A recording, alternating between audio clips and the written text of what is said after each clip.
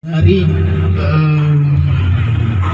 Intel Kapolres, teman-teman pengamanan yang lain.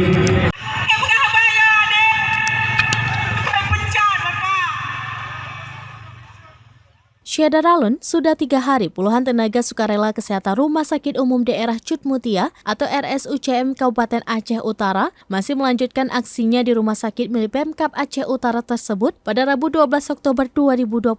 Bahkan mereka masih mogok bekerja sejak Senin 10 Oktober 2022 sampai kemarin. Mereka juga tidak masuk kerja hingga surat keputusan atau SK pengangkatan yang telah dijanjikan Direktur Rumah Sakit Umum Daerah Cutmutia Aceh Utara ditandatangani. Dilansir Serambi, sebelumnya ratusan pegawai non-aparatur sipil negara itu telah melakukan aksinya di pintu pagar kantor Bupati Aceh Utara pada Senin siang 10 Oktober 2022.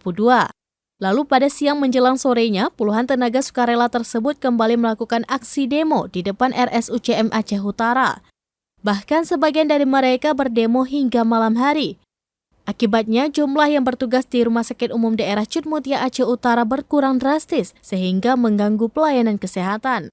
Karena dari sekitar 1.200 tenaga medis di RSUD Cutmutia Aceh Utara, 800 lebih diantaranya adalah tenaga sukarela. Selain itu, beberapa personel polisi meminta mereka tidak melakukan aksi demo karena dapat mengganggu pelayanan. Namun, tenaga sukarela tersebut terus keluar dari ruangan dan berkumpul di depan rumah sakit tersebut untuk melakukan aksi mogok kerja. Tenaga sukarela itu menuntut beberapa poin kepada pemerintah Aceh Utara untuk memperjuangkan nasib mereka agar masuk pendataan pegawai pemerintah dengan perjanjian kerja atau P3K.